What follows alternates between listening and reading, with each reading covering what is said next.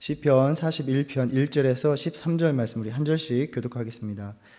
가난한 자를 보살피는 자에게 복이 있으며 재앙의 날에 여호와께서 그를 건지시리로다.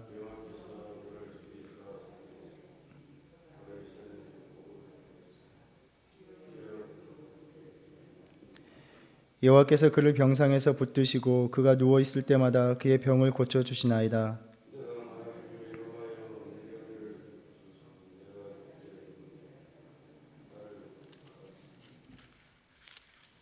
나의 원수가 내게 대하여 악담하기를 그가 어느 때에나 죽고 그의 이름이 언제나 없어질까 하며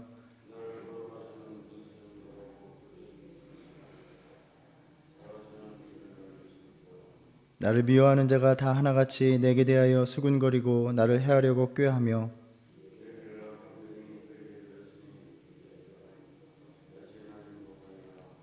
내가 신뢰하여 내 떡을 나눠 먹던 나의 가까운 친구도 나를 대적하여 그의 발꿈치를 들었나이다.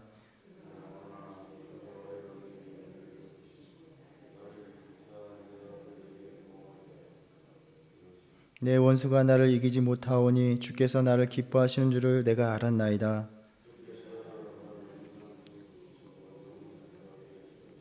함께 읽겠습니다. 이스라엘의 하나님 여호와를 영원부터 영원까지 송축할지로다. 아멘. 아멘. 시편 41편은 총 5권으로 구성된 시편에서 제1권의 마지막 시편입니다. 시적인 표현으로 원문 1절을 읽어보면 아시레, 복이 있으며 또는 복되도다 하는 말로 시작되고 있습니다. 우리가 잘 기억하듯이 시편 1편 1절과 같은 그 서두의 말입니다. 시편이 담고 있는 주요한 주제입니다. 누가 복된 사람인가, 또 어떻게 살아가는 것이 복된 삶을 살아가는가 하는 점입니다. 우리가 시편을 읽어보면 여러 가지 시편에서 다양하게 복 있는 자에 대해서 전해주고 있습니다. 오늘 본문을 보면 먼저 기도자는 일반적인 교훈 형식으로 자신의 경험을 전하는 축복으로 시작하고 있습니다. 가난한 자를 보살피는 자가 복이 있다라는 것입니다. 가난한 자라는 말은 단지 부유함에 대한 어떤 상대적인 말이 아니라 가난과 질병, 또 사회적으로 억압받고 천대받는 자, 무력한 자, 아무것도 할 수 없는 자, 아무런 도움을 받지 못하는 그러한 취약한 상태에 있는 사람들을 가리키는 말입니다. 그러한 자들을 외면하지 않고 돌보는 자들을 하나님께서 재앙의 날에 건져 주실 것이다 라고 말합니다. 그가 곤궁할 때에 하나님께서도 내버려 두시지 않고 외면하지 않고 도와주신다라는 것입니다. 왜냐하면 그렇게 연약한 자를 보살피는 것이 바로 하나님의 관심사와 맞닿아 있기 때문입니다. 우리가 잘 아는 마태복음 25장에 보면 마지막 때에 예수님께서 인자가 심판대에서 양과 소를 구분하는 내용이 나옵니다. 어떠한 기준으로 그 양과 소를 구분하는가 보면 그들이 인생을 살면서 과연 얼마나 줄인 자들에게 먹을 것을 주고 목마른 자들을 마시게 하고 나그네를 영접하고 헐벗은 자에게 옷 입히고 또 병든 자와 갇힌 자를 돌보았는가 하는 것입니다. 그 같은 자들, 자기들 가운데 또 형제들 가운데 지극히 작은 자 하나에게 한 것이 곧 내게 한 것이다 라고 말씀하셨습니다.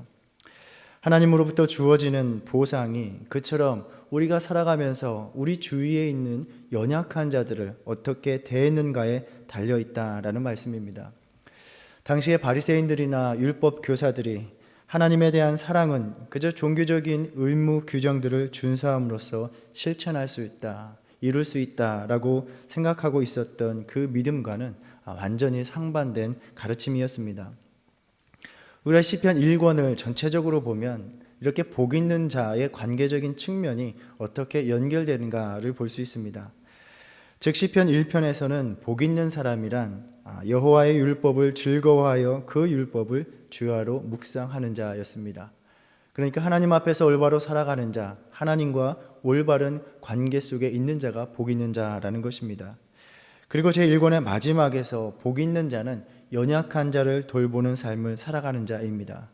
바로 하나님을 향한 사랑이 이웃을 향해서 어떻게 실천되는가 하는 말씀입니다. 예수님께서도 힘써 하나님을 사랑하고 또 내 이웃을 내 몸과 같이 사랑하는 삶을 사는 것이 바로 하나님께서 우리에게 원하시는 삶이다 가르쳐 주셨습니다. 그렇기에 하나님 보시기에 합당한 삶을 살아가기에 2절과 같이 여호와께서 그를 지키사 살게 하시리니 그가 이 세상에서 복을 받을 것이라 라고 말할 수 있는 것입니다. 그래서 기도자는 이 믿음 안에서 그 같은 자들을 하나님의 손길 아래 보호하시며 원수들의 뜻에 맡기지 말아달라라고 간구합니다. 그리고 3절에서 여호와께서 그를 병상에서 붙드시고 그가 누워있을 때마다 그의 병을 고쳐주시나이다 라는 말로써 기도자의 믿음을 고백하고 있습니다. 오늘 시편을 읽어보면 이 믿음의 고백이 왜 중요한가 하면 바로 기도자 다윗이 그와 같이 병든 자의 상태, 그 병든 자의 처지가 되었기 때문입니다. 빈약한 지경에 처하게 된 기도자 자신이 그와 같은 연약한 자들을 돌보는 자들을 보살피시고 지키시고 그들이 병들었을 때에 붙드시고 고쳐주시는 하나님의 은혜를 이야기하면서 지금 자기 자신이 그 같은 하나님의 은혜가 간절히 필요한 상황이다라고 말하는 것으로 볼 수 있습니다. 어떤 면에서 기도자 자신이 하나님, 내가 가난한 자들을 보살피지 않았습니까? 하나님은 그러한 자들을 지키시고 건지시고 병들었을 때에 돌보아 주시는 분이 아닙니까? 지금 내가 이렇게 병들었으니 하나님, 나를 돌보아 주셔야 합니다. 그렇게 당돌하게 요구하는 것 같기도 하지만 사실은 절박하게 하나님의 그 은혜가 필요하다고 베풀어 달라고 하나님께 매달리고 있는 것입니다. 기도자 다윗은 우리가 자세한 상태는 알 수 없지만 그렇게 중병 가운데 놓여 있습니다. 하나님께서 자신을 돌보시기를 간절히 간구하고 있는데 그 간구의 시작이 연약한 자를 돌보는 자들을 보살피시고 그들의 병을 고쳐주시는 하나님의 은혜를 기억하고 간구하며 시작하고 있는 것입니다. 이러한 관점에서 우리가 읽은 이 시편 41편은 병든 자를 위한 기도 또는 병자가 드리는 기도라고도 우리가 말할 수 있습니다. 4절에서 여호와여 내게 은혜를 베푸소서라고 구합니다. 그리고 이 간구가 10절에서 다시 한번 반복이 되고 있습니다. 기도자가 지금 할 수 있는 유일한 일이 바로 하나님의 은혜를 구하는 일이었습니다. 더 이상 아무것도 기댈 수 없는 상황에서 오직 하나님의 은혜밖에 없음을 깨닫고 드리는 간구입니다. 내가 주께 범죄하였사오니 나를 고치소서라고 말을 합니다. 지금 자신이 겪고 있는 질병과 자신의 죄를 연결시키고 있습니다. 이것은 어제 우리가 살펴보았듯이 자신이 겪는 고난과 어려움 중에서 하나님 앞에서 온전하지 못했던 자신의 삶을 돌아보는 모습입니다. 이와 같이 죄와 질병을 연결시키는 것이 앞에 있는 시편 38편에서 두드러지는 내용입니다. 시편 38편을 보면 여호와여 주의 노하심으로 나를 책망하지 마시고 주의 분노하심으로 나를 징계하지 마소서라고 간구하면서 나의 죄로 말미암아 내 뼈에 평안함이 없나이다 라고 말합니다. 지금 자신이 겪고 있는 질병이 하나님의 진노로 인해서 자신의 죄로 인해서 겪고 있다라고 받아들이고 있는 것입니다. 오늘 시편에서도 그렇고 시편 38편에서도 그렇고 어떠한 죄를 범하였기 때문에 이 질병의 고통을 안게 되었는가 우리는 알 수 없습니다. 이 죄와 질병을 연결하는 사고는 자신의 상황을 언급한 것처럼 하나님의 진노로 받아들이며 죄의 고백을 통해서 하나님과 화해로 나아가서 자신을 회복시켜 주시기를 바라는 간절한 기도자의 믿음이요 태도입니다. 이처럼 시편에서 질병에 대한 죄의 고백은 어떤 특정한 상황에 처한 사람들의 기도로서 자의식적인 믿음의 고백으로서 드려지는 것이기 때문에 모든 질병이 죄의 결과다라는 어떤 교리적인 것을 말해주는 것이 아님을 우리는 알아야 합니다. 그러니까 죄를 고백한다는 것은 기도자 스스로의 판단과 또 필요성에 기인한 것이기 때문에 그 판단을 인정하고 받아들이시는 것은 바로 하나님의 주권에 달려 있기 때문에 마치 우리가 어떤 고난당하는 자, 병든 자를 바라보면서 그들이 그러한 상황에 처해 있는 것은 죄를 지은 것이기 때문이다 라고 비난하거나 건강한 사람들은 의로운 사람이다 라고 이해하는 것은 이러한 시편의 간절한 기도를 잘못 이해하고 있는 것입니다. 하나님께서는 욥기의 말씀을 통해서 한 개인의 고난과 병을 죄와 연관시키려는 그 그 친구들의 시도는 하나님 앞에서 옳지 못하다라고 분명히 말씀하셨습니다. 질병이나 고난 속에서 드려지는 죄에 대한 고백은 우리 인간의 모두의 죄악됨과 하나님의 은혜의 필요성을 이야기하는 어떤 특별한 방식으로서 드러내지는 기회를 우리에게 제공하는 것입니다. 오늘 시편에서도 죄의 고백은 하나님의 자비와 용서 안에서 치유하심을 바라는 기도의 언어로 나타나고 있습니다. 하나님의 회복하심은 단지 자신의 질병을 고치시는 것뿐만이 아니라 하나님 관계를 회복시켜 주시는 것, 자신의 영을 새롭게 하고 정결케 하시는 모든 것을 포함하기 때문입니다. 우리는 살아가면서 누구나 병으로 인한 질병의 고통을 겪기도 합니다. 그리고 그 고통이 어떻게 우리의 삶을 피폐하게 만드는가를 경험합니다. 육체의 고통은 마음과 영혼의 고통이 되고 또 우리의 삶을 유지시켜 주는 것들, 우리가 믿었던 것들을 침식시킵니다. 여러 가지가 있겠지만 신앙인으로서 겪는 고통은 하나님과의 관계입니다. 또 다른 이들과의 관계도 어려워지는 것을 우리가 맛보게 됩니다. 계속되는 고통은 마치 하나님이 나를 외면하신 것 같은, 그냥 내버려 두시는 것 같은 마음이 들게 합니다. 계속되는 나의 간절한 기도를 하나님께서 외면하시는 것 같은, 하나님께서 나의 삶에서 멀리 계시는 것만 같은 생각이 들게 만들기 때문입니다. 우리는 지난 주일에 말씀을 통해서 엘리야의 기도를 나누었듯이 절망적인 상황에도 우리가 할 수 있는 유일한 길이 사실은 기도하는 것, 그것이 바로 회복으로 나아가는 유일한 통로라는 것입니다.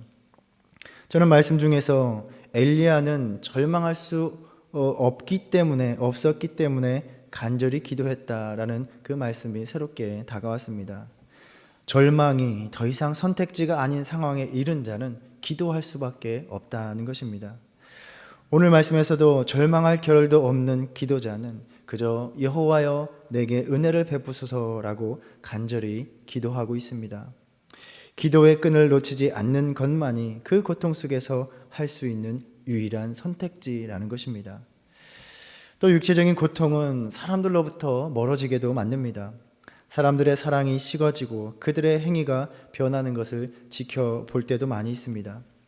기도자는 원수들과 또 친구들의 이러한 행위에 대해서 하나님께 나아가 호소합니다.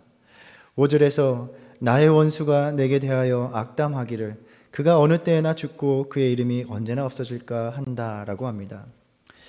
이 당시의 사람들은 후손들을 통해서 이 땅에서 자기가 살아갔던 흔적, 그 영향력, 그 이름이 기억된다고 믿었습니다. 사무엘하 18장에 보면 압살롬이 자신을 위해서 비석을 하나 세웁니다. 그 이유가 자기의 이름을 전할 아들이 내게는 없다라고 그렇게 말하고 있는 것을 우리가 볼 수 있습니다. 그래서 그의 이름이 없어진다라는 말은 그가 후손이 없이 그렇게 죽었으면 하는 그러한 바람을 품고 있는 것이어서 이스라엘 사람들에게는 아주 끔찍한 생각이었습니다. 그리고 이들은 형식적으로 병문안을 와서는 마음에도 없는 위로의 말을 전합니다. 환자에게 진정으로 마음에 와닿는 그러한 위로의 말을 건네는 것이 아닙니다. 병자인 기도자 앞에서는 쉬쉬하며 이야기했던 그 자신들의 마음에 있던 것들을 밖에 나가서는 공공연히 이야기하는 것입니다. 7절과 8절에서 나를 미워하는 자가 다 하나같이 내게 대하여 수군거리고 나를 해하려고 꾀하며 이르기를 악한 병이 그에게 들었으니 이제 그가 눕고 다시 일어나지 못하리라 한다라고 합니다. 악인들은 그렇게 헛된 소문을 퍼뜨리면서 기도자를 더욱 곤경에 빠뜨리고 있는 것입니다. 우리가 다윗이 왕위에 있던 것을 생각해 본다면 그들이 나아가서 곧 왕이 죽을 것이다, 다시는 일어나지 못할 것이다 라고 온 나라의 소문을 퍼뜨릴 때에 나라는 큰 혼란에 빠지게 되고 궁중은 권력을 둘러싸고 엄청난 소용돌이에 빠지게 될 것을 우리는 상상할 수 있습니다. 기도자의 마음을 더욱 아프게 한 것은 자신이 가장 신뢰하며 아끼던 가까이 있던 그 친구들까지도 등을 돌리는 일입니다. 9절에 내가 신뢰하여 내 떡을 나눠 먹던 나의 가까운 친구도 나를 대적하여 그의 발꿈치를 들었나이다 라고 말합니다. 발꿈치를 든다는 것은 중동에서 아주 모욕적인 몸짓으로서 남에게 발바닥을 보이는 것이다 라고 설명을 하기도 합니다. 혹자는 낙이나 말, 그렇게 짐을 나르는 짐승들이 주인에게 걷어차면서 그렇게 발꿈치를 드는 그러한 행위에서 유래되었다라고 설명을 하기도 합니다. 그러니까 여기에 담긴 의미는 등을 돌리는 것, 배신하는 것, 반기를 드는 그러한 행위입니다. 가장 가까운 친구들이 보이는 이 같은 모습들은 기도자에게 말할 수 없는 큰 고통을 안겨주었을 것입니다. 욥도 이 같은 괴로움을 토로했습니다. 19장에 보면 13절과 14절에서 나의 형제들이 나를 멀리 떠나게 하시니 나를 아는 모든 사람이 내게 낯선 사람이 되었구나. 내 친척은 나를 버렸으며 가까운 친구들은 나를 잊었구나 라고 한탄합니다. 그리고 자신의 집의 종들조차도 자신을 무시한다라고 말합니다. 욥의 가장 큰 고통 중에 하나는 그 고난 중에서 모두가 자신을 외면하는 철저한 소외를 맛보는 일이었습니다. 그리고 예수님께서도 이러한 고통을 맛보셨던 것입니다. 신약에 보면 이러한 행위는 바로 배신한 유다에게 적용됩니다. 요한복음 13장 18절에서 예수님은 자신을 팔 자가 누구인지를 알고 계셨습니다. 그러면서 그 유다의 배신을 두고 내 떡을 먹는 자가 내게 발꿈치를 들었다 한 성경을 응하게 하려는 것이다 라고 말씀합니다. 오늘 시편의 말씀을 인용해서 유다의 배신의 행위를 가리켜 말씀하신 것입니다. 대적들의 이러한 모습들, 그리고 친구와 같은 이들이 돌아서는 상황에서 기도자가 깨달은 것은 하나님만이 나의 유일한 도움이 되신다라는 것입니다. 그래서 주 여호와여 내게 은혜를 베푸소서라고 간청합니다. 나를 일으키사 내가 그들에게 보응하게 하소서. 이 간구에서 어떤 보복하다, 복수하다라는 말이 아니라 보상하다라는 의미를 사용한 것으로 보아서 기도자는 하나님께 나아가 자신의 손으로 자신의 마음에 맺힌 응어리진 복수를 하게 만들어달라, 복수를 하겠다라는 것이기보다는 하나님께서 이 상황에 개입하셔서 공의로 심판하셔서 그들의 그 행위 그대로 갚아주시기를 원하는 간절한 열망을 표현하는 것이라고 보여집니다. 기도자는 하나님의 보호하심에 대한 강한 신뢰, 그 믿음을 고백하면서 이 기도를 마무리하고 있습니다. 내 원수가 나를 이기지 못하오니 주께서 나를 기뻐하시는 줄을 내가 알았나이다. 우리가 시편 23편을 보면 다윗도 그 같은 고백을 합니다. 6절에서 주께서 내 원수의 목전에서 내게 상을 차려주시고 기름을 내 머리에 부으셨으니 내 잔이 넘치나이다 라고 고백합니다. 하나님께서 여전히 자신을 붙들어 주시면서 자신을 괴롭히는 그 대적들이 보고 있는 가운데 그 면전에서 승리의 축제를 가질 수 있게 베풀어 주신다는 것을 경험하였습니다. 하나님께서 나의 편이 되어 주시니 나를 대적하는 이들이, 나의 원수들이 자신을 무너뜨리지 못할 것임을 그는 확신한 것입니다. 이를 통해서 하나님이 자신을 기뻐하고 있음을 확실하게 알게 될 것을 바라보고 있는 것입니다. 주께서 나를 온전한 중에 붙드시고 영원히 주 앞에 세우시나이다. 아직 이루어진 것은 아니지만 기도자는 하나님께서 그가 처한 모든 상황에서 벗어나게 하시고 완전하게 회복시켜 주실 것임을 확신하면서 주님께서 나를 붙드신다라고 고백합니다. 뿐만 아니라 영원히 하나님 앞에서 세워주시는 것, 즉 하나님 앞에 서서 주님의 얼굴을 바라볼 수 있게 하시는 것, 면전에 주님을 배우며 하나님과 영원한 교제로 이끌어 주심을 믿음으로 선포하고 있는 것입니다. 오늘 마지막 9절 13절은 이 시편 41편에 속한 구절이기보다는 제1권 전체를 끝맺는 구절로서 이제 개인에서 전체 백성으로 나아가서 이스라엘 전체에게 하나님 여호와를 송축하는 일, 끊임없이 하나님을 찬양하는 결단으로 초대하는 구절로 볼 수 있습니다. 우리가 이 시편 말씀을 묵상해 볼 때에 이 시편을 통해서 기도자는 자신의 병약한 삶 중에서 자신이 당하는 고통과 고난에 대해서 이야기하면서 그렇게 자신을 적대시하는 대적들, 등을 돌리는 친구들의 행위를 고발하면서도 그 가운데 우리가 그 같은 상황에 있다면 어떠한 믿음을 가지고 있어야 하는가, 견지해야 하는가를 가르쳐 주고 있습니다. 그렇게 부당하고 불합리한 모순된 상황 속에서, 세상 속에서도 절망하지 않고 주저하지 않고 신실하신 하나님께만 소망을 두라라는 말씀입니다. 대강절에 우리에게 주시는 위로와 또 도전의 말씀입니다. 육체적인 질병과 같이 고통스러운 모든 상황 속에서 내가 사람들로부터 어떠한 일을 당하든지 하나님은 나를 보살피시고 도우시고 살게 하시며 나를 대적하는 자들의 손에 넘기지 않으시는 분이시니 더욱 간절히 구하고 기댈 것은 하나님의 은혜다라고 가르쳐주고 있습니다. 이 시편의 간절한 간구를 통해서 예수님께서 이 땅에 오셔서 살아갔던 그 삶들을 돌아볼 때에 그 삶 속에서 왜 그리고 어떻게 그렇게 연약하고 무력하고 병들고 고통받는 이들, 버림받은 자들과 함께 해 주셨는지를 우리가 다시 한번 돌아보게 됩니다. 그 사랑으로, 그 이유로 오늘 우리의 삶 속으로, 나의 삶 속으로 다가오시겠다고 말씀하십니다. 기다리고 준비하고 그 주님을 만남으로 온전하심으로 회복시켜 주시는 그 은혜를 누리라고 말씀하십니다. 우리가 대강절을 보내면서 이 말씀 묵상하면서 다시금 주님께서 나를 주 앞에 세워 주시기 위해서 오시는 그 주님을 믿음으로 기다리면서 주어진 삶에서 낙심하거나 절망하지 않고 이 시편의 기도자처럼 오늘도 내게 은혜를 베푸소서, 주님 내게 은혜를 베푸소서 끈질기게 기도하며 나아가는 이 하루가 되시기를 주님의 이름으로 축원합니다. 기도하겠습니다. 주님, 이 아침 주님 앞에 나와 우리의 모든 곤경을 비통함으로 주님 앞에 아릅니다. 늘 우리의 모든 형편과 사정을 살피시오니 오로지 기대고 바랄 것이 주님밖에 없음을 주님이 아시는 줄 압니다. 우리의 삶 속에 오셔서 모든 병상에서 붙들어 주시고 고쳐주시고 지키시고 붙들어 주시옵소서. 주님만이 우리의 도움이시오 우리를 건지시는 이시오니 지체하지 마시고 주님의 놀라운 능력으로 임하여 주시옵소서.